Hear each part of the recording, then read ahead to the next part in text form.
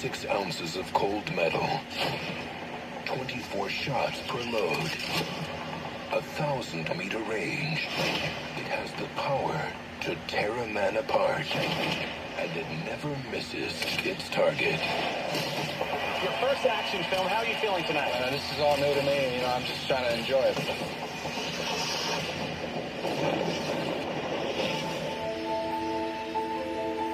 I love this house. You sure it's ours? Bo Laramie thought he was living the dream. You ready to play some soccer today, buddy? Yeah! But when your name is up in lights, the cameras Can I get your autograph? Yeah, absolutely. never stop shooting. Is this legal? Can I do this? Everyone wants to have a little peek. Please, I'm asking you nicely, don't take pictures of my son. Get these nice picture. Won't bring half as much as the one to have an Abby changing clothes by the pool. Bo! It's never gonna stop. I don't know what I would do if anyone ever hurt one of my family. Marco and I were protected. Oh! Oh, you gon' pay. Smile, Big Bo. You get that? You live in color, Chief.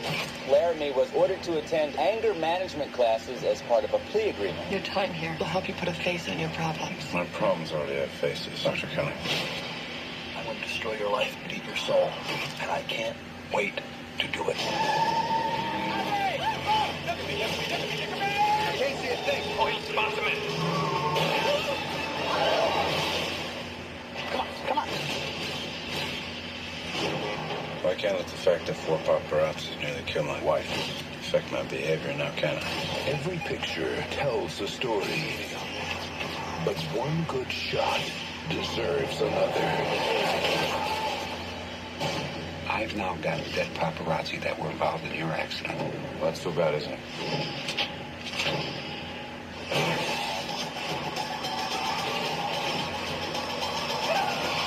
Paparazzi. Starting to feel much more in control of my anger, Dr. Kelly. Well, then you're moving in the right direction. Because clearly we need to have a movie that shows us just how evil the paparazzi really is. Keep in mind, this was before TMZ became famous, but yeah, this is a movie that clearly needs to tell the story of how evil the paparazzi is. When, you know, honestly, you could just go back to 1997 and listen to George Clooney give the paparazzi a stern talking to. My first reaction has been to stay out of this. I want to be fair to the princess. This is not about me. But as I sit in front of my TV listening to tabloid journalists and editors dodging their own responsibility and placing the blame on a drunken driver or society or Princess Di, I now feel that the only fair thing that I can do is stand up and make one clear, concise statement. Stand up and ask this to the self-appointed spokesman Stephen Kaz, the editor of the National Enquirer, and all other tabloids positioning themselves as innocents. Princess Di is dead. And who should we see about that? That whole segment right there is much better than anything in this piece of garbage. As I mentioned before, this is the story of a Hollywood film star, Bo Laramie, played by Cole Hauser, who, in the aftermath of a car crash caused by 4 paparazzo tabloid photographers led by Tom Sizemore. I almost said Armadazante, but no, that's Tom Sizemore. Bo soon goes on a quest to get revenge on the gang for almost killing him and his family. So, you can kind of see the problem with the movie right off the bat. It tries to make you think that the paparazzi are just evil monsters, and it took this movie finally to get people to realize that. But this is like the equivalent of making a movie about Karens in 2021. People already know who Karens are, and they're more believable in viral videos than they are in a movie made by Hollywood that's clearly trying to show how evil they can truly be. And there's a good possibility here for a movie in general, but this just takes it to another level of stupidness. I mean, first of all, this director, I don't want to trust a director who was an ex-hairdresser. He was literally an ex-hairdresser who made this movie, and he has not made anything of noteworthiness ever since, and probably for a good reason. But it doesn't help that, yeah, there's a point in the movie where they try to make the paparazzi look like the good guys because Cole Hauser turns into Charles Bronson from Death Wish. I mean, it's literally a Death Wish knockoff, except this time around there's nobody dead in this guy's life, but no, he's going to take his revenge out on these guys for Death Wish style. But we can't go too far because it's PG-13, and heaven forbid if we make a PG-13 rated movie, we can do as much as we can in a PG-13 movie than anything that Death Wish could do in an R-rated movie, which, yeah, that's a load of crap altogether. The only thing that's notable about this movie is, as I said at the beginning, this is a Mel Gibson-produced movie, and for a movie produced by Mel Gibson, you expect a whole lot better from him involved in it, but really, like I said, the biggest problem with the movie is the fact that we don't need a movie like this to tell us how evil the paparazzi is. I mean, these are sick.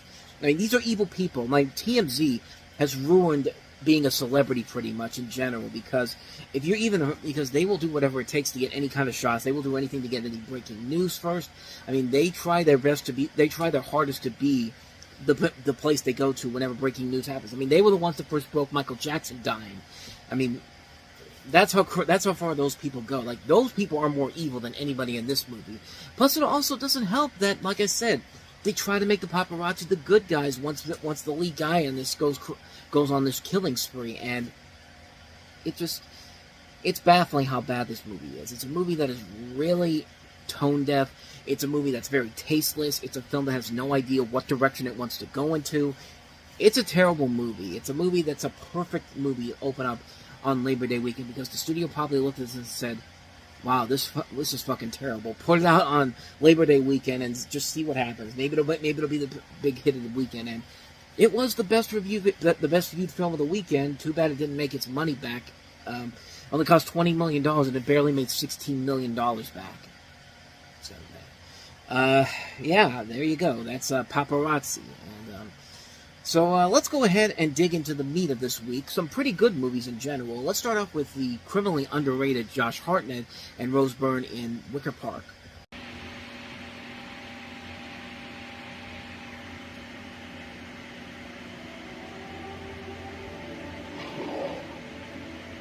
From the moment Matt saw Lisa,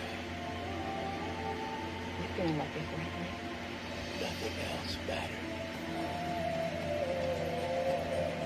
But for every passion, I know it's only been a couple of months, but I want to make my life easier. there is an obsession that goes unnoticed. Meet me tomorrow, Wicker Park. Listen. She's gone. She wouldn't have left without an explanation, without some sort of letter or a call. Something must have happened. Now the search for the truth I think about Lisa. will lure him deeper. My friend Elisa's. Is this supposed to be funny? I'm Lisa. Yeah, I bet most people forgot that Rose Byrne can actually speak with an American accent back in the day, and nowadays we know her more for her comedies and speaking in her native accent of Australia with the Bridesmaids, Neighbors, all those movies, Spy. But this movie is actually really, really good. You have Josh Hartnett playing a young advertising executive in Chicago who puts his life and a business trip to China on hold when he thinks about seeing this woman named Lisa, played by Diane Kruger, who was the love of his life, who walked on him without a word 2 years earlier. Walking out of a restaurant one day, and with a little help from his friend, he obsessively and relentlessly tracks Lisa down, and while doing so, runs into another woman, played by Rose Byrne, who also calls herself Lisa, whom, unknown to Matthew, is an actress named Alex, and may hold the key to Lisa's disappearance and discovery. And, like I said before, this is a really good film. It's a film that is essentially a movie that is basically taking the idea of... It's a story based off of the French film called Les Appartements with Monica Bellucci that came out in '96, and that, in turn, was actually based off of a Shakespeare story, A Midsummer Night's Dream. And the film itself is really intense and really incredible to look at. I mean, it's a really good film. Everybody plays their parts very well. Josh Hartnett, I think, is very good in the film. Rose Byrne is very good. Diane Kruger, who plays Lisa in here, is very good. Matthew Lillard's pretty good in the movie. I mean, there's a lot of good things about the film in general. It's a really good mystery, too, because it makes you think, like, okay, this woman played by Rose Byrne is clearly involved in this, and she's the one that probably did something, and you think that, okay, it's going to go to where I think it's going to go. And then it really doesn't. It actually does play with your expectations a little bit, and it toys around with it. And it does play around with the ideas of it all. Like, Josh Hartnett falls for Rose Byrne, and he can't really decide on which direction to go to here. And I really like that they take those chances and do something very different and very unique with it. This is directed by Paul McGuigan, who would actually direct Josh Hartnett again the next film they would do together, and that's Lucky Number 11, which is another really good underrated film. That one definitely much better than this film, but this film overall is really, really good. I thought it was very well done. It's a really good mystery film. Everybody plays their parts very well. It's visually pleasing to look at. It's a really cool movie, man. I definitely recommend checking it out, Wicker Park. So that's Wicker Park. Moving on to the next movie, and that is Mira Nair's Vanity Fair.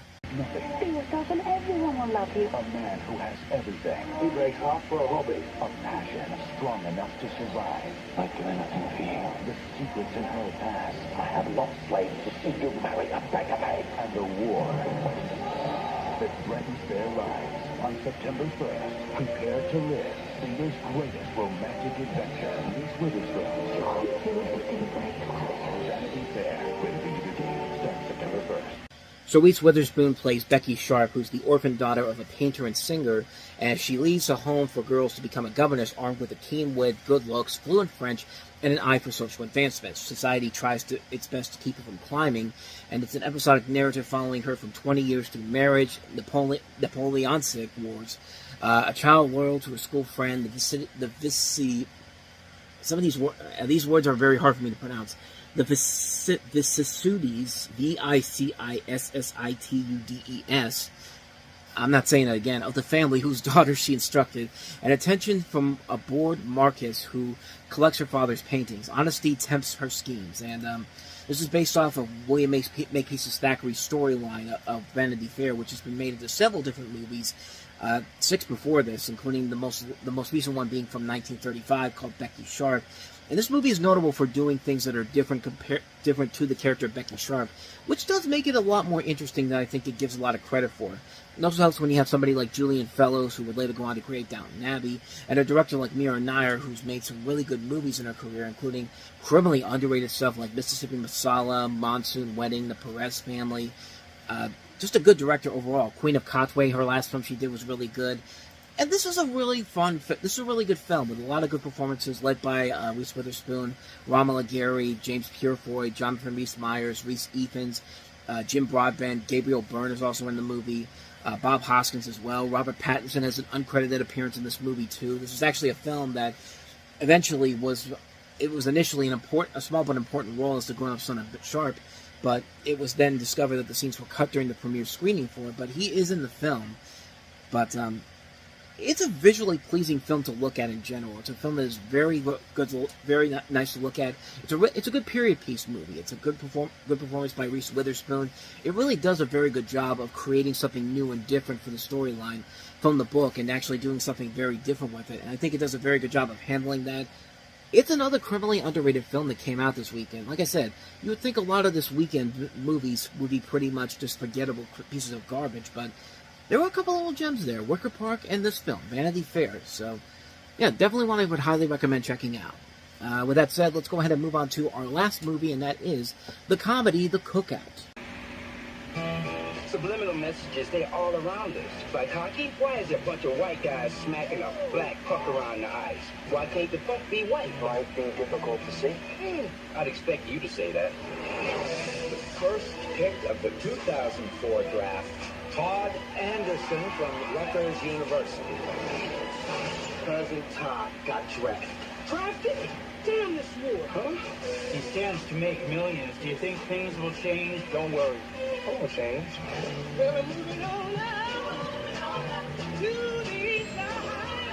Oh, I live here. This is my house. You're right. Negro, please. Look, I got Todd Anderson, my main man. He's chicken with that line. Not worth more than $50 million. How do you plan on celebrating? We're having a family cookout. Let's go. This spring. Yeah, that's what I'm talking about. No 40 ounces and no loud music. Ain't no ludicrous video sex. Damn straight. Queen Latifah, Ja Rule, Eve, Danny Glover, Farrah Fawcett, Jonathan Silverman, Tim Meadows, Jennifer Lewis, Jennifer Lacey, Corinne Pender. Let's party! The Cookout. Did I tell you not to come around here? Don't say you cookies somewhere else, okay? Wait, what you got there? You got Slim Mix? I mean, to its credit, it's better than Soul Plane, which really isn't saying that much. It's better than Johnson Family Vacation, which really isn't saying a whole lot. It's, I was going to say it's better than Malibu's Most Wanted, but even then, Malibu's Most Wanted still had some fun moments to it. This is about what you'd expect from a movie of this type. You have a movie that has, it's a story of a basketball player played by Storm P, who joins the New Jersey Nets, is drafted by the New Jersey Nets, who, with his parents celebrating with a family cookout at his new home, while a former classmate played by Ja Rule comes up with a devious plot. And you also have a cast that includes Tim Meadows, Jennifer Lewis, Megan Good, Jonathan Silverman, Frankie Faison, Eve, Danny Glover, Queen Latifah's in the movie, and Farrah Fawcett. Interestingly enough, this was actually the last film Farrah Fawcett did before she died. And yeah, it's fun. It's fun to think that. Like, this is the last movie she did before she passed away. And this was coming around the same time there was a show called Method and Red on Fox, which I actually thought was a pretty fun show in general. It was one of those shows that Fox was trying to attempt to do, like, create a summer block of original shows, and Method and Red. There's also Quintuplets. There was also North Shore. They were doing it essentially because the OC the year before was very successful, and they thought, let's take it to the next level and do something unique and have our own schedule of shows to lead us into the fall. Method and Red was actually kind of a fun show in general with some good writing overall, but unfortunately it didn't last very long. It was pretty much canceled after the first season, and it was definitely a lot funnier than something like this. This is pretty much what you'd expect it to be, but unlike a lot of the movies I talked about, Soul Plane and Johnson Family Vacation, it's not a bad movie in general. There are things about it that sometimes they'll get a chuckle here and there, but even then, it's a pretty lackluster movie. There's nothing really laugh-out-loud funny in here. It doesn't really do anything that truly spectacular or anything groundbreaking with it. It's just kind of a passable film. It's just like, I saw it, I literally had nothing coming out of it to really make me say it's something that you should see. It just kind of came and went, quite honestly. It's a movie that's like vapor. You see it once, you never watch it again afterwards, but you never feel like you didn't lose any brain cells from it. It's just a movie that's just not that great of a film in general. It's a film that really is just honestly not a bland movie. There's nothing really that funny about it. There's nothing that clever about it. Everybody's doing the best they can with the material given to them, and even then, it's not enough for me to say that this is something that should be seen. It's just a movie that is really just mediocre at best. I mean, it's a film that is just meh. I mean, it's nothing that clever. It's nothing that funny. It's just kind of there. And like I said, it's better than some of the other movies I've talked about already, with Soul Plane, Johnson Family Vacation, but still nothing about it that makes me say it's something that you have to see. It's just kind of like, it's there. I mean, I don't find a whole lot with it, but apparently it was successful enough through DVD to get a sequel made for BET. But because it wasn't a hit at the box office, it didn't even make back its $16 million budget. $16 million budget. I thought I said 60, but 16, like 8 times 2. So, but yeah. Other than that, though, The Cookout just seems like a movie that's just very bland, forgettable, and at least it's not terrible, though. It's not like I said, it's not Soul Plane, it's not Johnson Family Vacation, but even then, that's not really saying a whole lot to this film's credit.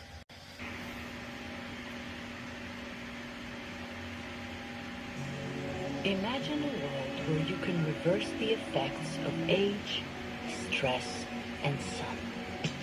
From the leading name in biotechnology comes Regenerate, another breakthrough from the Umbrella Corporation. Regenerate's revolutionary T-cell formula actually brings dead cells back to life.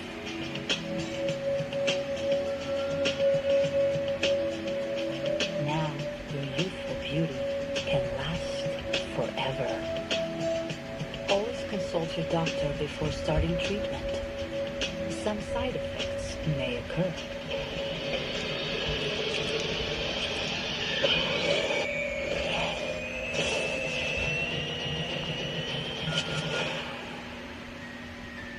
Regenerate is a registered trademark of the Umbrella Corporation. Our business is life itself.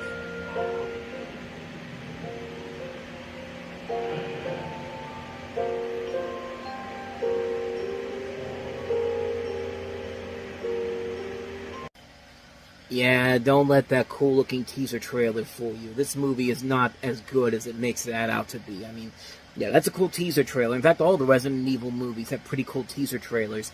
But then you go see the movie and you realize, oh yeah, this is why everybody hates these movies, because these movies clearly are made by people who have no real interest in making a movie that's actually based off the games themselves, and just making a movie that feels like parts of the game, do a Cliff Notes version of the game, and then just make a movie out of it. And just like with the last movie, they do the same thing with this film.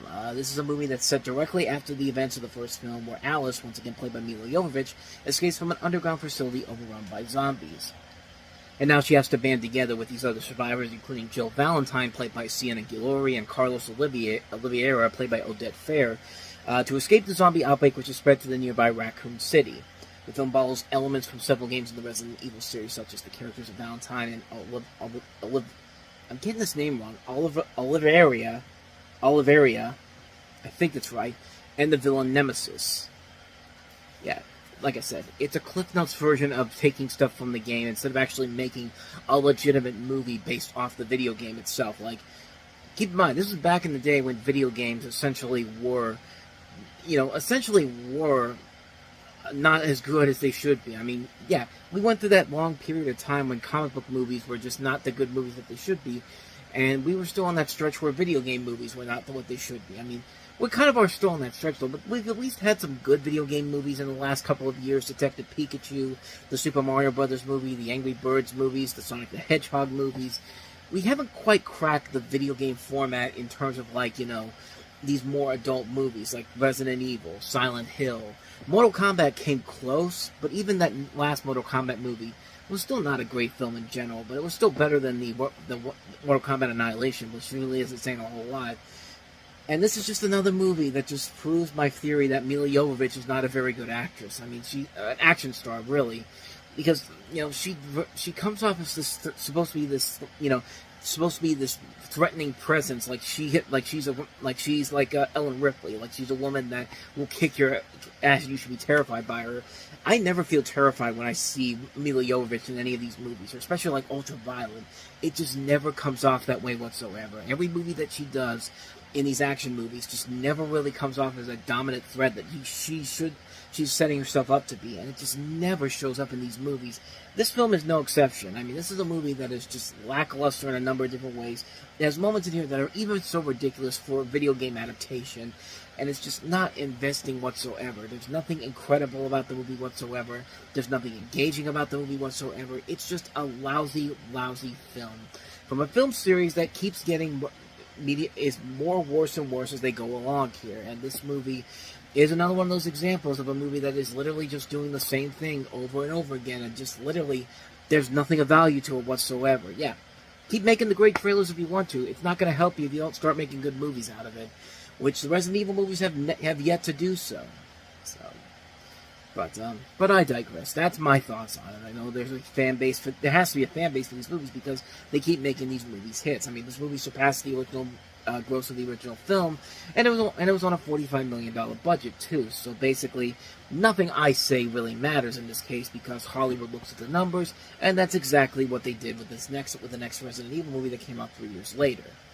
But yeah, I'm not a big fan of the Resident Evil movies, so I think that's pretty much set in stone right there. But that is Resident Evil Apocalypse. Now let's get to a good movie that came out this week. And the last film we have here, that's Chris Evans, Kim Basinger, Jason Statham, and William H. Macy in the thriller Cellular.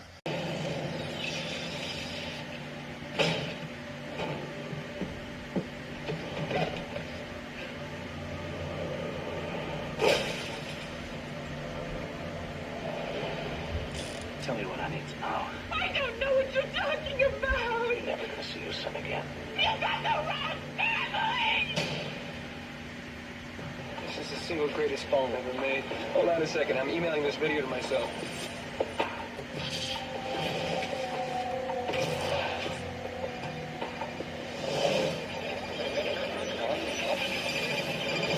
Hello? Can you hear me? I need your help.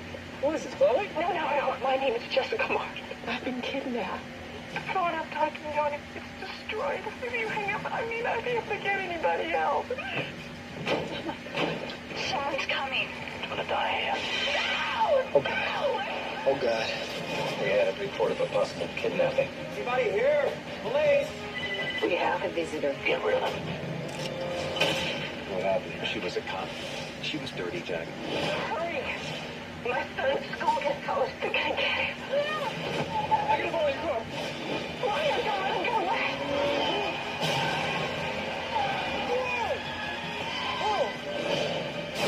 Where is she? Battery's dying. Do you have a charger? I'm checking the car. Whoa. I'm getting us a charger. Don't worry, I'll find her. Hurry! I got a lightning death call. Give a charger? Sir, you need to wait your turn. Excuse me. Take a number. No one's gonna give me that charger! Somebody give Captain America the charger, for God's sake. But, hey, you know what? It could have been worse, though. He could have gone like this. Are you a coward or what? Come on, Karen. Hey, Karen. Say it again. What am I again? Say it again, Karen. Hey, Karen, what are you? Hey, Karen. My phone's I want going you to to wait, die. Karen. Come on, Karen. That's why they There you go, Karen. I want you, Karen. Hey, Karen. Of course, I had to clip that down a little bit because she says some racist terms to this one guy. And, yeah. Words that, basically a word that starts with N that I'm not going to get into here, but you get the idea, of what I was trying to get across here. But let's talk some positivity, because this is actually a pretty damn good movie. Cellular, in it, Kim Basinger plays a female science teacher who's kidnapped by home invaders led by Jason Statham, but manages to randomly phone a stranger and call for help, a stranger being played by Chris Evans. The man informs the police about the kidnapping before they realize that the kidnappers are dirty cops who are working for the Los Angeles Police Department. The film then follows a struggle for survival between several desperate characters, and you also have Eric Christian Olsen from Dumb and Dumberer and NCIS Los Angeles. Noah Emmerich is also in this movie, a prevalent character actor. The writer of this is Chris Morgan, who is best known for his work with the Fast and Furious movies, and David R. Ellis, who would later go on to direct Snakes on a Plane. So there's a lot of good talent involved in the movie, and it makes for a really good, engaging thriller in general. I think this was a great movie to show Chris Evans' range as an actor, because this would eventually lead to him getting bigger roles, such as Fantastic Four the following year, and then later on down the road with Captain America. And of course, we all know where he is now at this point. He's seen as kind of a hero to a lot of different people, and he's a charismatic dude. And this movie really does show you the possibilities of what he can do as an actor as a whole. And he works very well here. The film is really good. It's an engaging thriller that you get so invested in. You really want to know what this lady's deal is. Why did they kidnap her kids? You know, why is Jason Statham doing this? Like, why are these people going in these different directions and all that stuff? Like, it really is a thought-provoking and engaging film that really does give you a lot of good tension, a mystery that is very compelling, and you want to know how it's going to end up coming to a close at the end. It's a really good movie, man. It didn't get the proper respect it did back then. It's got, like, mixed reviews on Rotten Tomatoes at around 50%. But it did pretty well. It made some money at the box office. It really was not a huge movie in terms of budget. It was only $25 million. And like I said, the great thing about the movie is that you look at it and you see what Chris Evans' future can be as a leading actor. You see people like Kim Basinger, Jason Statham, William H. Macy really giving a lot of good performances. And again, a lot of good tension-filled mystery all throughout the movie. Like, how's this going to end up? Like, what's going to happen at the end of the movie? And I thought the film did a very good job of handling that. It's a really good film, a really engaging thriller, and one that I do recommend checking out easily. It's a criminally underrated film, and like I said, I do recommend checking it out. It's definitely worth a watch. Cellular.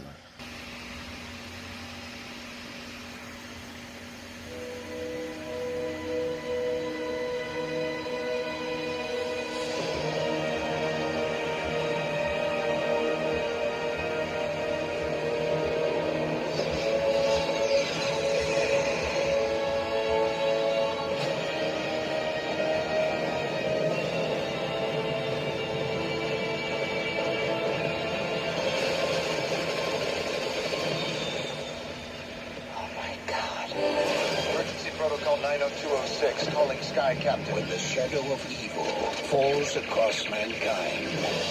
Come in, Sky Captain. A bold flying ace. This is Sky Captain. I'm on my way. One intrepid reporter.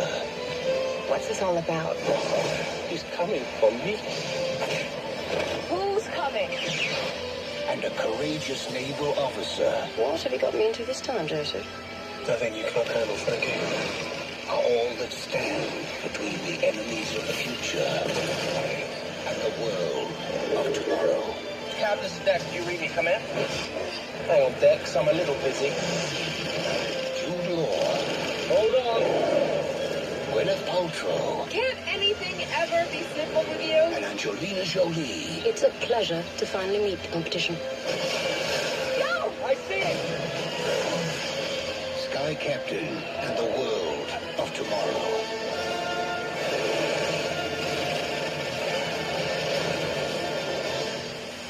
Join the resistance at skycaptain.com.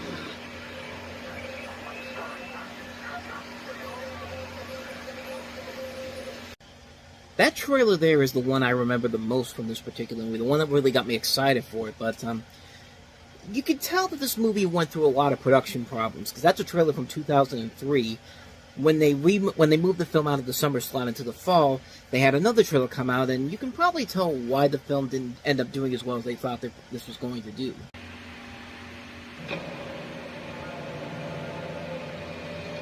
A man came to see me today. He was terrified. Said someone was coming for us. This world will end. I asked him who he was so afraid of. He repeated one name. Totenkopf.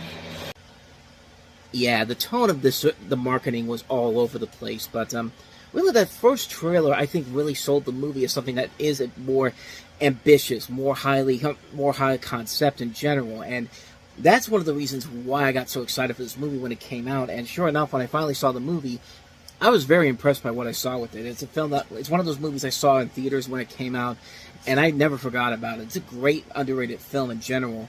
The story here is that you have, takes place in 1939. We have Gwyneth Paltrow as an intrepid reporter in New York City who makes a connection between the story she's covering of famous scientists suddenly disappearing around the world and a recent attack on the city by giant robots. Determined to find a solution to these happenings, she seeks the help of her ex-boyfriend, the captain of a mercenary legion of pilots, played by Jude Law. The two are investigating the case when the robots attack the city again, though in a stroke of luck, Sky Captain's right-hand man, played by Giovanni Ribisi, is able to locate the source. They then set off on an adventure in search of the evil mastermind behind these schemes, who's bent on creating a utopia and destroying the current world, and they're also teamed up with another captain, played by Angelina Jolie. Yeah, the film didn't really make a lasting impact at the beginning. It was seen as a box office flop, despite it made like $58 million off of a $70 million budget, so it was seen as a flop in general, but the movie was a revolutionary groundbreaker for the time. I mean, they made a trailer out of this 4 years ago in black and white. It was able to show it to studios who were impressed by it, but no real studio eventually came on board until Paramount did very late on in the production of the movie. Plus, there's a lot of things that are very unique and different is for the time. I mean, you had a whole bunch of different digital artists coming in here to create these multi-layered digital 2D and 3D backgrounds, and the entire film was sketched on, hand-drawn storyboards, then recreated as CGI animatics, and they really took a lot of chances with the visual effects in this movie in general, and you see it in those trailers. I mean, this is a movie that looks unlike anything that we've seen in movies before this, or even after this. I mean, it's a really, really impressive film in general. It was actually one of the first movies to be shot entirely on a digital backlot, which back then was really unprecedented territory. Nowadays, it's become kind of the norm, honestly, to shoot with a digital backlot, but here, this is something that really had not been attempted to be done before, and wasn't really done again until later on down the road. I mean, years after this movie came out. The movie really is a damn good movie, man. I was really impressed at how well it held up after all these years, after 2 decades. It's a really great film. Gwyneth Paltrow and Jude Law are great together on screen. You got a lot of great performances by Giovanni Ribisi, Angelina Jolie. You got Bai Ling, Michael Gambon, Omar Djalali, and you even got Laurence Olivier, too. He had been dead for, over 10 years at this point, and yet they were still able to find a way to bring him into the movie, and it's really impressive stuff. It's not like AI. It's just what they did was they used computer manipulation on video and audio from when he was a young actor to essentially make this role for him in the movie, and it really looks impressive. It does not look like AI like it would nowadays. It really feels like something really cool and really unique for the time, and it's just such a good movie, man. Such an amazing film to watch. it's a really impressive outing in general, and yet no one really ever talks about it anymore. And and also this director, Cary Conrad, who had done a lot of commercial work, music video work.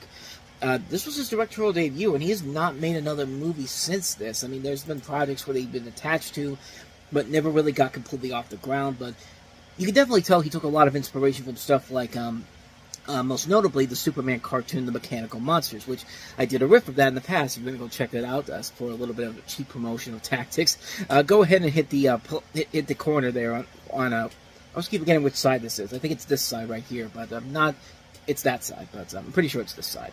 But yeah, you can definitely tell that when you watch the trailer and you watch the beginning fight scene where the robots take over the city, like, you could tell that he took a lot of inspiration from that Superman short in general, and it's an impressive movie, man. It's a movie that I really I really wish gets a lot more attention than it does, because it's really an impressive feat, and a movie that really has not gotten the proper respect I think it deserves. I mean, it has become a cult classic, but I feel like there should be so much more to it. Like, it'd be interesting to see what happens when they put this out on 4K. I mean, I'm actually kind of surprised we're not getting a 4K release as of the time I'm recording this, which is actually the start of August, so August 1st, 2024. But it's a really good movie, man. I can't recommend this one enough. Definitely check out Sky Captain and the World of Tomorrow. It is definitely more than worth the watch. Speaking of movies that are more than worth the watch, here's another little underrated gem that came out on this weekend. Bernie Mac starring in the sports comedy Mr. 3000. You don't like me because I don't sign autographs. You don't like me because I tell you what's on my mind. But you love me because I'm one of the greatest hitters alive.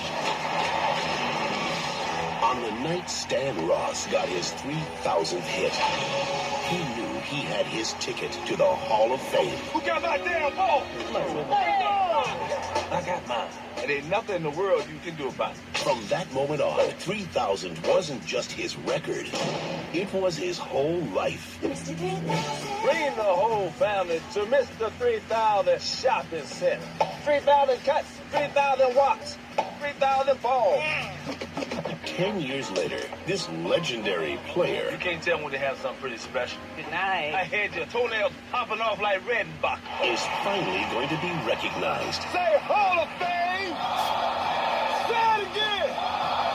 As baseball's biggest error. Stan Ross, Mr. 3000, has only 2,997 hits. What type of bullshit is that? The Hall of Fame vote is in, and Stan Ross is not. Can't let him do it to me. Now, I'm picking up my bat and getting 3 more hits. He's got to make the game's most unlikely comeback. How many push-ups can you give me? 40, 50. Okay, well, that's one. The media thinks he's a joke. Stan Ross's first week at bat was kind of like his first week out of the womb. Whole lot of just flailing around. The team thinks he's over the hill. Oh, that's a girl push-up. That don't count. Who said girl push-ups don't count? Yeah, who said girl push-ups don't count? But the guy who used to play only for himself, Little old school is exactly what this team needs. is showing everyone Do me on this. Y'all ready for Stop, this? sucker punk. Right here. Right here. how to play like a team. Bernie Mac. What the hell was you thinking? Swimming all up in the dirt. Angela Bassett. You sounded like a team player. Stan, listen, man, I hope you weren't listening to all the trash we were talking about. Tom, you wouldn't even be where you are if it wasn't for Roseanne. Mr. 3000. You forget Bernie Mac was a pretty good leading actor after the Bernie Mac show came out. And this is one of those movies that, again, kind of like with Sky Captain, didn't get the proper respect it deserved in theaters when it came out. And really has not gotten a whole lot of attention since then, but I remember really liking this movie a whole lot. You see it in the trailer there. You have Bernie Mac as a retired Major League Baseball player who makes a comeback at age 47 in order to attain 3,000 hits, because he's just 3 hits away from getting the record, and that basically will knocks him out of the Baseball Hall of Fame if he can't get those 3. You'd think it would be easy, but if it was, then we wouldn't have a whole movie out of that. I mean, but the film works because, one, Bernie Mac has just a ton of charisma. He's very funny. He plays this role very well. He really makes it work. You also buy into the chemistry he would have with somebody like Angela Bassett, which, yeah, they're definitely decades apart in terms of age in general, but, I mean, they both work off each other really well, and you've got a cast that also includes Paul Sorvino, Chris Noth, Michael Rispoli. The whole concept is very funny. There's a lot of good moments in general. The movie is just really... It's really, really funny stuff, man. It's a movie that does not get the proper attention that I think it deserves. It's a film that really is... Yeah, it's a very formulaic film. It's a film we've seen done to death. It's the typical sports movie trope. Like, you know, he's going to go in there. He thinks this is going to be a cakewalk. Like I said, how hard is it to get 3 hits? When you're 47, yeah, it's very hard to do. And so we got to have a movie around it. There's going to be that point where like, the third act break up. There's something bad that's going to happen. And then all of a sudden he's going to have to realize that, you know, it's not about him. It's about the team. And yeah, it's very much that plot. But if it's done well, it can work. And in this film, I think it's done well enough to recommend it as a really good, underrated little gem. This is directed by the same person that did Drumline, which was a great movie that came out a few years prior. It's a really good movie, man. I do recommend it a lot. I think it's worth it just for Bernie Mac alone. I think the comedy works. I think the chemistry between him and Bassett works very well. I think the sports comedy aspects are very funny. It's a really good movie. I don't think it gets as much proper attention as I think it deserves. It's a really good film. I do recommend checking it out. So, let's go ahead and move on to another sports comedy, this time in the world of tennis, and that is Wimbledon. Colt was once a rising star. Once ranked 15th in the world, I hear. 11th, actually. Who never rose to the top. That's Peter Cole, once ranked 17th in the world. 11th! Now, in his final tournament. Since this may well be my last Wimbledon press conference, I'd like to announce my retirement from tennis. That's my retirement from tennis. Who knows what it takes to win. Oops. Sorry, wrong court. Missing property, right? Yeah. 10 bucks says you can't hit 2 in a row. You're exceeding my expectations. Mine too. Hit this one, and I'll sleep with you. Ow! Too bad. You could have used the workout. Everyone's talking about. What did I always say about you? You're not still my agent, Here you are existing again, so I'm back selling again. The movie where Vision and Mary Jane Watson have a relationship, and Happy Hogan is Vision's agent. Oh, and Dr. Alan Grant is playing Mary Jane's father in the movie. I mean, come on, how else do you think I was going to sell that to you?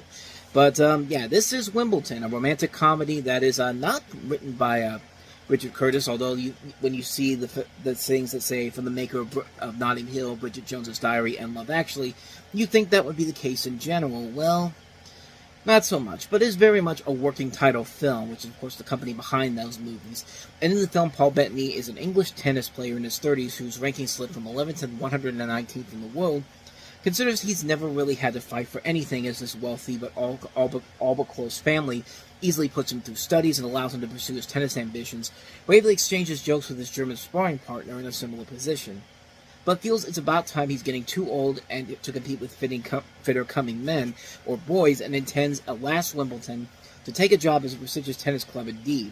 Instead, just then, by accident, he bumps into Kirsten Dunst's character, Lizzie Bradbury. The American rising star of female tennis falls in love with her, and finds her interest in him changes his entire perception, even giving him the strength to win again. But where will it leave them, especially with her overprotective father, played by Sam Neill, as her manager, proving determination to nip the relationship in the bud, believing it to be detrimental to her career.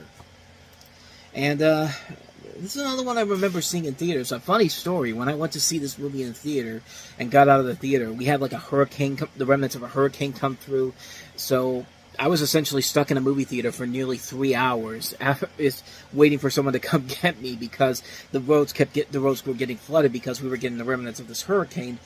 And some of you may be saying, why didn't you just go to another movie? Well, I didn't know what the hell I was going to get out. I didn't have a cell phone back at that time. I think it was because of this that my parents realized, yeah, I should probably have a cell phone at that point. So you can thank this movie coming out and that hurricane for allowing me to have the cell phone that is involved into me doing these videos through my cell phone right now. But what about the movie itself? It's all right, I guess. I mean, there's really nothing about it that's truly spectacular. Paul Bettany and Kirsten Dunst do have a nice little relationship together in the movie. I like Sam Neill and Jon Favreau, the characters they play here. The romance is pretty generic in general. It follows the typical romantic comedy tropes, and it's just kind of a bland film in general. There's nothing really about it that makes it truly spectacular. The comedy isn't really all that clever. It's just kind of like mediocre stuff at best. And for a movie by working title and the people behind, you know, these great movies, Notting Hill, Bridget Jones, Love Actually, you definitely expect a whole lot more than the film they give you here, and it just feels like a lower than what they're usually good at. I mean, this is a movie that really is trying a little too hard to be more mainstream than what these guys usually do with these romantic comedies.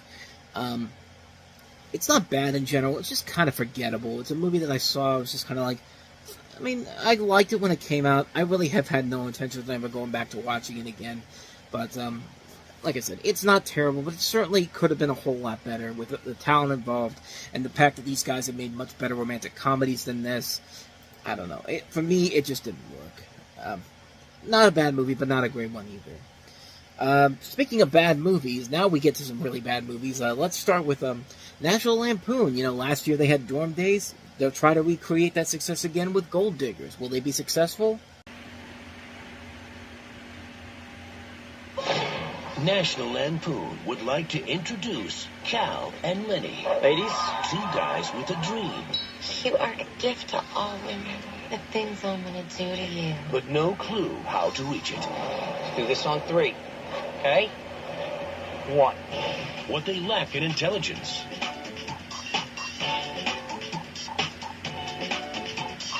They make up for in stupidity. The answer to that is no.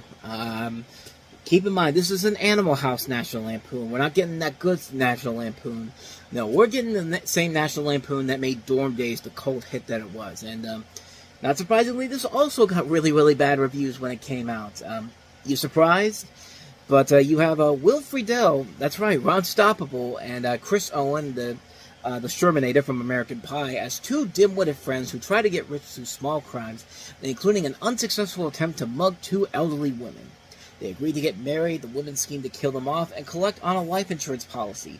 The men think the elderly woman will die and leave them a big inheritance. Why are we even here, then? This is basically Darwinism at its absolute worst. 2 people are waiting for one other 2 to die, 2 people are waiting for other people to die. Where's the fun in that? And it's PG-13.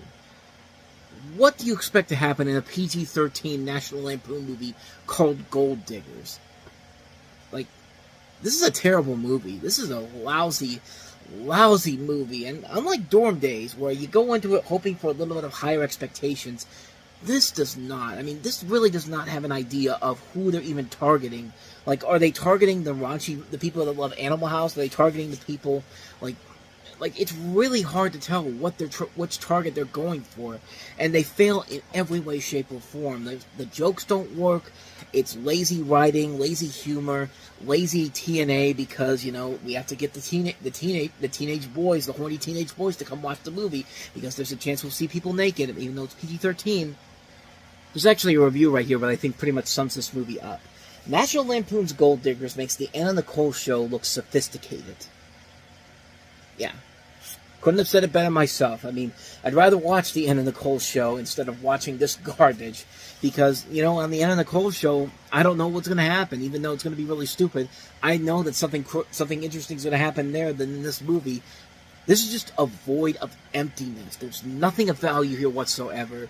It's a lazy film. It doesn't even know which audience it's targeting towards, and it's just a terrible, terrible movie. This movie is garbage. Garbage. Plain and simple. So, not much more to say about that one. So, let's go ahead and move on to the next movie. John Waters' latest movie, A Dirty Shame.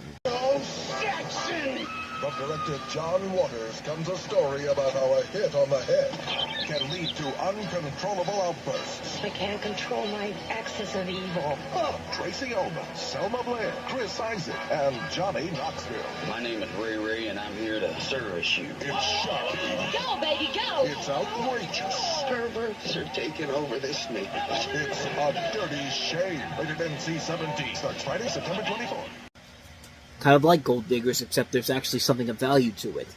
But I don't think it's enough to really carry the movie as a whole. This is, of course, written and directed by John Waters, his last film that he's directed as of the time of recording this, because he hasn't done anything in the last 2 decades in terms of writing and directing.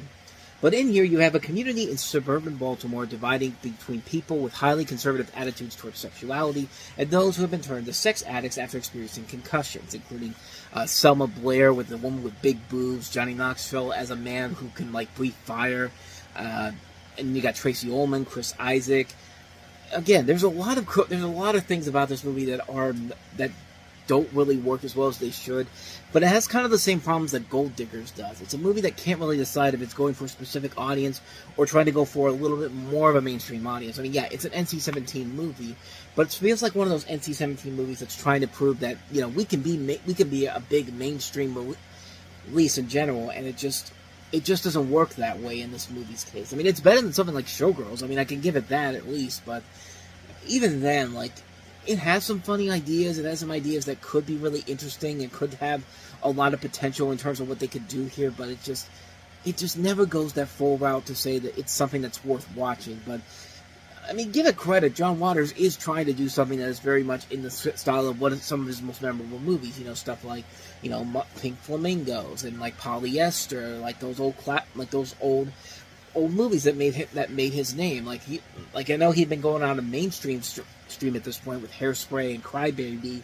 and Pecker, but this felt like he was going back to his roots, and I don't know, I don't think it really worked in this time, in this day and age in general. It just feels like a movie where you see the potential of what they could do with it. There's some good ideas in there, but it's never enough to really make me say it's something you gotta check out. It's a movie that is kind of so-so. Like, sometimes it can work, other times not so much. It's a movie where there's possibilities of what they can do, but they never really go all the way with what they could possibly do with it.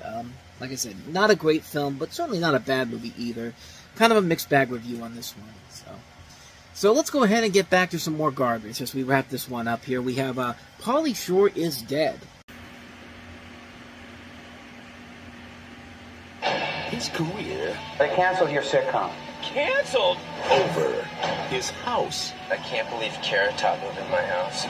Taken. The Weasel. What are you saying? I should just kill myself? Molly, keep it down. I'm trying to get some sleep. Dead. Actor-comedian Pauly Shore, dead at the age of 29. The news hit the entertainment world like a big, tragic hurricane. But the kid wasn't wired right. Stay dead. Or is he? So why'd you do it? I know it's you, Polly. Huh? Pauly Shore is dead. For some people, this is probably what they hope Pauly Shore actually does do in real life. Not one of those people per se, although, you know, it's the last year we've talked about his many attempts to try to get the biopic rights to be Richard Simmons, which who knows if that's actually going to happen, even though he said that there's indeed going to be a movie about it. But this is a mockumentary about semi-autobiographical retelling of Shore's early successes and dwindling popularity in the late 1990s, after which it documents Shore's fictional attempt to fake his own death in order to drum up popularity from his fans. It features a ton of cameos. You see it in the trailer there. You also have people like Pamela Anderson, Cheech and Chong, Carson Daly, Ellen DeGeneres, Dustin Diamond, Jewel, Eminem, Dr. Dre, Andy Dick, Adam Sandler, Sam Kinison, Paris Hilton, Natasha Henstridge.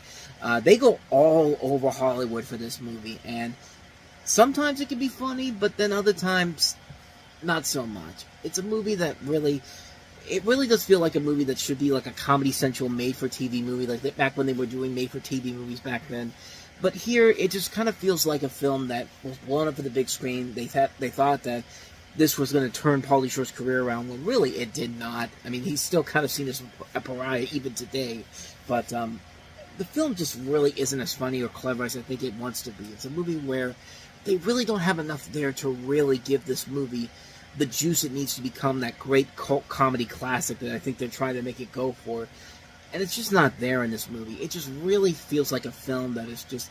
The ambition is there, the idea is there to make fun of yourself in general, and I don't think Pauly Shore really still gets the fact that people don't really like him all that much to call him kind of to still be seen as anything more than a pariah. I think he still has this higher class to him. I think. I don't know. Like, it's been a while since I've seen anything in recent stuff that would make me say otherwise. But in this film in particular, it feels like a movie that's trying way too hard to be too satirical and too over the top. But for what it is, it's not the worst, but it's definitely not a good movie either. So, mixed bag on that one too. So.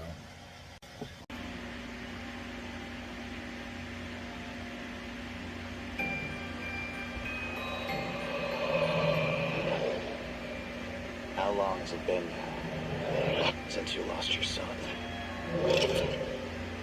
It's been 14 months. Is it possible you create some of these memories? No. Why would I?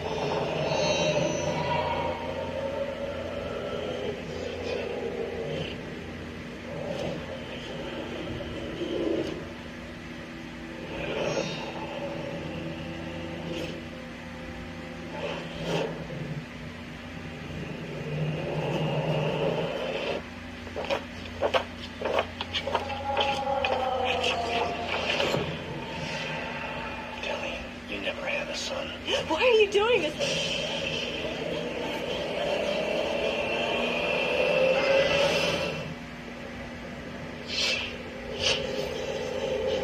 Who could erase every memory?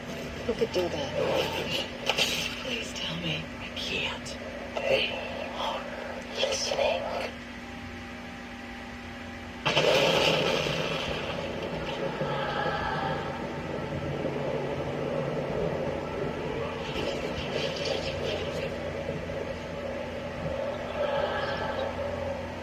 They say I dreamt it all. Do you think I dreamt it? Okay, bye. Have a beautiful time. I never got that. I mean, I never understood the point of that. Was that supposed to be scary or something? If you want to make that much better, do something like this. They are listening.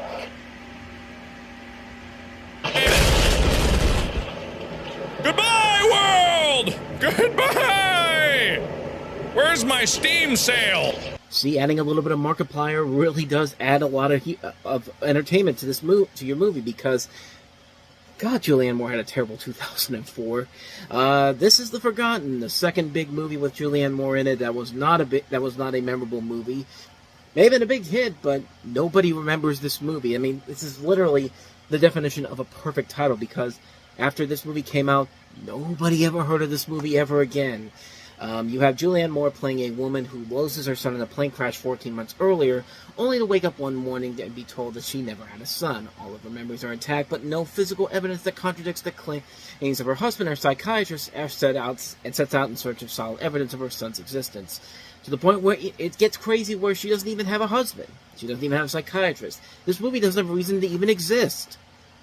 I literally believe this movie has no reason to exist, except for the fact that it's late September. Nobody's putting out any big blockbusters. Columbia Pictures sees the possibility of a movie that they would have easily thrown in the dumping months of January or even late August, and sees that there's nothing there, and it's just like, put it there, because nobody's going to go see anything else. We put enough advertising behind it, people will go and see it. And there was a lot of marketing for this movie when it came out. If you ever saw the show Coming Attractions, Sony had this thing where they would always show a trailer every single week building up to the release of the movie. But they would do that with all of their movies.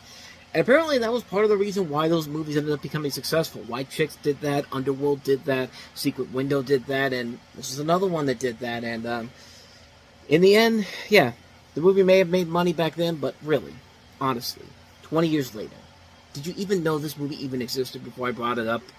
I certainly don't remember it. The only thing I remember is that scene at the end of the trailer, and then that's it. I mean, that's pretty much all I remember from it. But yeah, this is not a very good movie. It's a lazy film. It's a really dull movie where it just feels like Julianne Moore is trying way too hard for Oscar baits. Like, it's really, really bad. It's a poorly made film that wastes so much talent here. Julianne Moore is trying way too hard for an Oscar. Like, do you even know what kind of a movie you're in? This would be like doing the same thing for Laws of Attraction, a comedy. And even when this airs on television, it doesn't make any sense. Supposedly, because usually on television, they'll take out the F-bombs or lines that they think are too risque for television.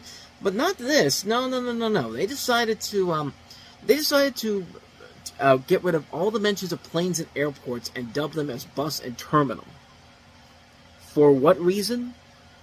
Who knows? I don't know. And I don't think this movie even knows, quite honestly.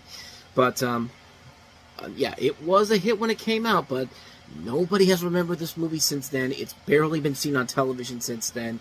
And the more you watch it, the more stupid you realize this movie gets. This movie gets so ridiculous by the end. It's like Premonition, another movie by Columbia Pictures that is pretty much kind of the same thing, where it starts off with an intriguing idea, and then as it goes along and the mystery keeps going, it's just like it gets stupider and stupider and stupider. And yeah, like I said, this was a bad year for Julianne Moore. I mean, this is an actress who deserves so much better. Movies like this and Laws of Attraction could easily kill the career in the process, but hey, she got through it. But yeah, hope that paycheck was worth it for her, Julie. Well, hope it was really worth it for you. But yeah, that is The Forgotten. So let's go ahead and move on to our next movie, and that is Katie Holmes as First Daughter.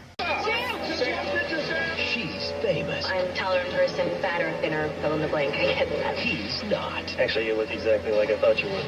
There's nothing a man wants more than something he can't have. From the director of Hopeless and Waiting to Exhale. The president's daughter, Sam. I don't have anything to offer you. When it comes to love, Give the guy a little leeway. anything is possible. Not bad, Ms. Mackenzie. Katie Holmes. You beat me. Usually people let me win. You will never have to worry about that with me. First Daughter, rated PG. Friday, only in... The First Daughter, of course, being the first daughter of the President of the United States, who's played here by Michael Keaton. It sounds a lot cooler than it actually is in the movie, and this is a really weird movie. I mean, it doesn't look like that on paper. You got a story here that has Katie Holmes as the daughter of the President of the United States, who enrolls at college and develops a relationship with another student played by Mark Lucas. The film follows Samantha. She experiences a new sense of freedom during her time away from the White House and the advantages and disadvantages of her college life. But, yeah, again, doesn't sound like anything too interesting or anything too crazy, especially considering that this is pretty much the same plot as Chasing Liberty. But then you look at the people behind the movie. This was directed by Forrest Whitaker, who did Hope Floats, as they mentioned in the trailer. Jerry O'Connell, yeah, St. Elmo's Fire, the guy on The Talk, you know, the guy who's been the guy from Sliders, yeah, he wrote the story for this movie. This was written by Jessica Bendiger, who did Bring It On. Three weird people together in one movie. Not weird in general, but just weird different styles of filmmaking together in one movie. Plus, what was going on with Forrest Whitaker making these movies that are appealing to a demographic that clearly is outside of his range? I mean, Hope Floats and now this. Like, it's very, very weird, man. Like, and this is the guy that directed Waiting to Exhale, which is a great movie, but this just feels like it's something completely outside of his norm in general. But, yeah, there's really nothing about the movie that's all that interesting. I guess, to its credit, I would probably say it's a little bit better than Chasing Liberty was, because there is some things about it that do make it worth it in the end. Specifically, Michael Keaton as the President of the United States. I mean, that's kind of awesome, but at the same time, that's really about it. I mean, there's literally nothing about this movie that's as different as Chasing Liberty, except for that one cool thing that I mentioned. But other than that, though, it's a pretty lame movie. It's a movie that you could tell was sitting on a shelf at Fox for so many years. It was in development hell for almost 5 years, so that should be your first warning right there, that this is probably not going to end well, unless you have really good people behind the scenes to make it work. And they just didn't here. It's a largely forgettable film. It's not even worth getting all that worked up about, honestly, so let's go ahead and get on to a much better comedy that came out this weekend. Edgar Wright's first entry in the Cornetto trilogy, Simon Pegg, Nick Frost, and of course the classic Shaun of the Dead.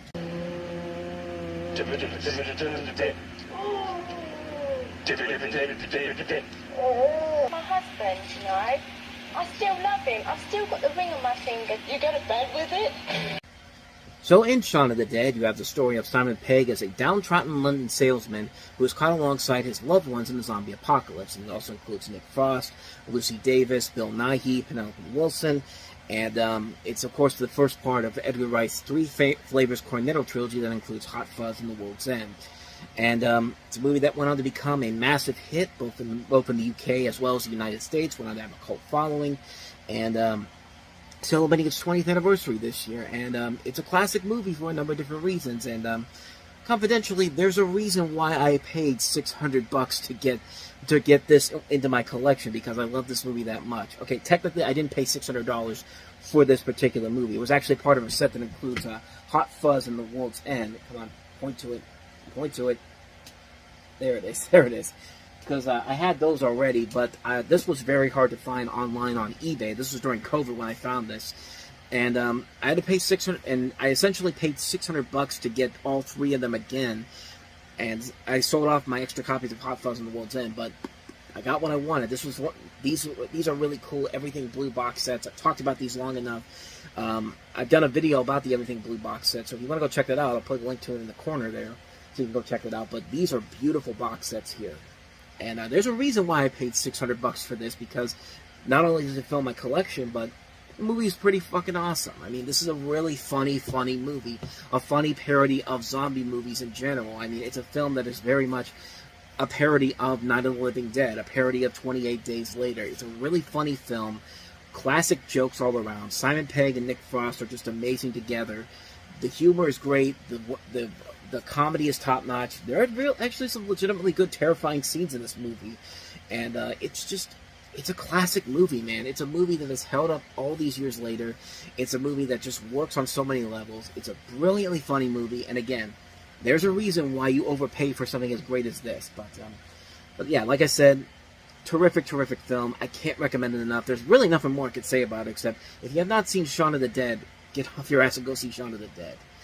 Maybe don't pay as much as I did for this, but I mean, I don't know. You could probably find this somewhere online at some point, but I don't know. Like I said, when I got this, it was really hard to find, so I had to shell $600 to get this as part of 2 movie sets that I already had, but I thought it was worth it, but I just wanted to show this off again. But with that said, let us go ahead and move away from Shaun of the Dead for right now. I will come back to this at another point in time and move on to our next movie, which is an underrated comedy that came out this weekend, which was The Last Shot.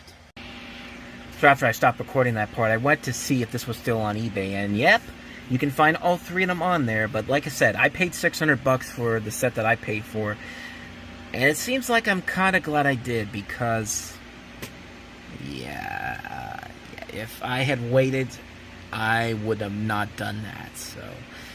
So there you go. That's probably one of the best investments I could have made. But anyway, on to the next movie, The Last Shot. Stephen, let me just say that I read the screenplay for Arizona. We're prepared to make a deal for you to direct the movie. You're saying yes? I'm saying hell yes. Stephen Schatz's dream of becoming a director is finally coming true. What he doesn't know is that his first movie is being produced by the FBI. Look at this guy. He really thinks he's making a movie. Inspired by a true story. Agent Divine, tell us the play. The mob controls the trucks the movie people use. We're gonna offer them a bribe. We're gonna nail them for racketeering. Tommy Sands in there, Gotti's cousin. I see you looking at my face. My wife set me on fire. 6 months later, our marriage fell apart. Running a sting is a lot like producing a movie. I'm a big fan of law enforcement. I used to date the black guy on Hill Street Blues. What exactly does a producer do?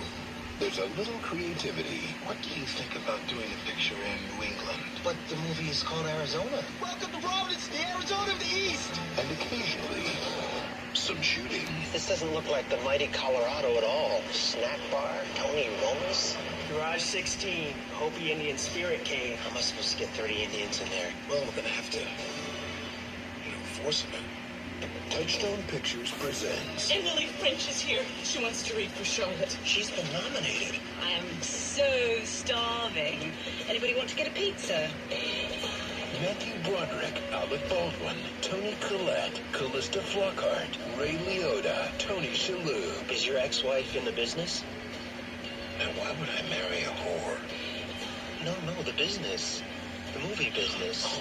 In the story, The lion has landed. The circus has come to town. Of the greatest movie never made. I want to go into business with you, Joe. You can't put guns to people's heads and make them go to the movies. You say so anyway. The Last Shot. Have you ever seen a man bleed to death? I've seen that many times. Why have you seen that? I used to produce music videos. Boy, that last line was pretty awkward now that Alec Baldwin accidentally shot somebody on the set of a movie. And Matthew Broderick, of course, killed 2 people in an accident on the Irish countryside. And I've got the tape to prove it here. Actually, this is not the tape of that incident, but this is actually, this whole episode's just going to be showing off my stuff that I got off of online. But this is a Valishar tapes. They actually did a dark, sadistic video about this is not even, I don't even know if this is actual video or not, but this is a VHS cover of course, a Ferris Bueller's Day Off, but it's Matthew Broderick killed 2 people in a car accident in the Irish countryside, and it tells you the story behind the back here. And it says here, the roads were wet in Ireland when they drive on the right-hand side. As Broderick drove down a straight road free of bends, he crashed into a vehicle containing 2 local women. The locals died in the crash, while Broderick and Jennifer Gray, I guess when they were together, survived. The victims were 63-year-old wheelchair-bound widow Margaret Doherty and her daughter Anna Gallagher, who was just 28. After the crash, they charged Broderick with causing death by dangerous driving and faced up to 5 years behind bars. However, he was later convicted of a lesser charge of careless driving and fined $175, which the family called a travesty of justice. And it literally says right here, "This is the weirdest, darkest tape box I've made, but if you bought it, you're one of the freaks who likes this messed up meme." Can't argue with that, but yeah, this is the problem, and I just found this kind of amusing. Guess which tape did they use to make this? The Matthew Broderick star Inspector Gadget, and Valishar tapes, man. I don't know why I bought this. I think it was because it was dirt cheap, but they make a lot of great VHS tapes here. This is kind of like a promotion for them, but go check their stuff out. I'll leave a link to it down in the description below.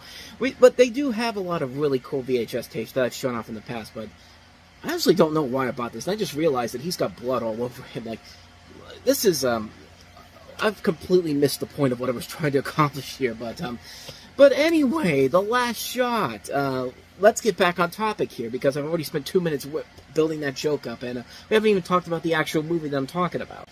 So in the movie, you have Ray Liotta as FBI detective Jack Devine, who always sets his brother of Joe, played by Alec Baldwin, as undercover to trick mobsters. His latest cover is as movie producer Joe Diamond to get Tommy Sands, played by Tony Shalhoub, for Teamster racketing.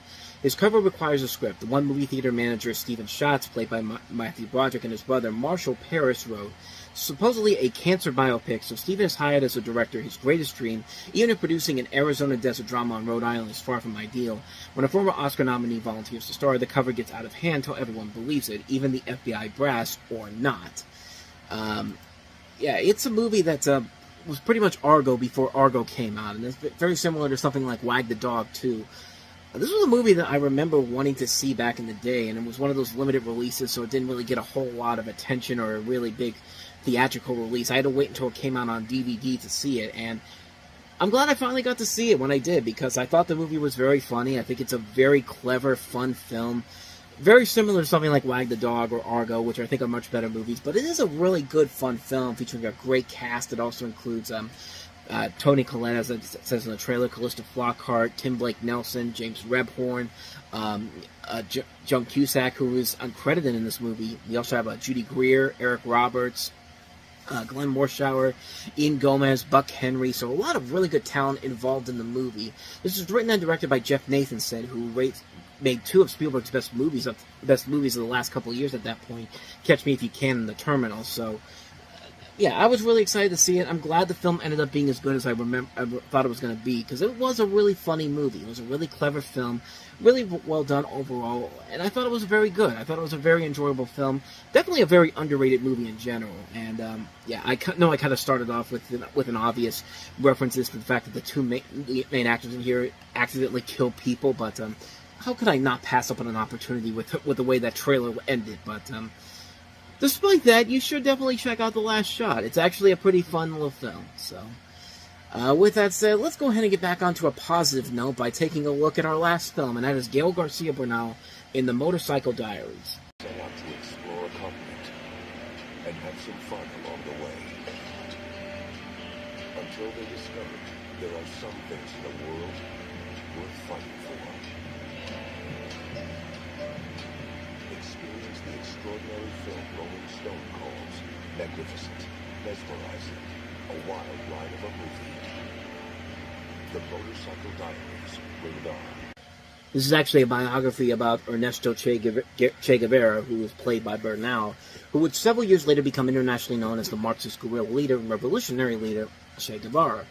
It recounts the 1952 expedition initially by motorcycle across South America by Guevara and his friend Alberto Granado. As well as being a road movie, it is a coming-of-age film as the adventure, initially centering on youthful hedonism, unfolds, and Guevara discovers himself transformed by his observations of the life of the impoverished indigenous peasantry. And it's a movie that was a big hit when it came out, both critically and financially. It was up for several Oscars, including, I believe it was nominated for foreign language film, if I'm not mistaken, or maybe it wasn't. Maybe it actually did not get it, but it was nominated for best original song, and is that really it?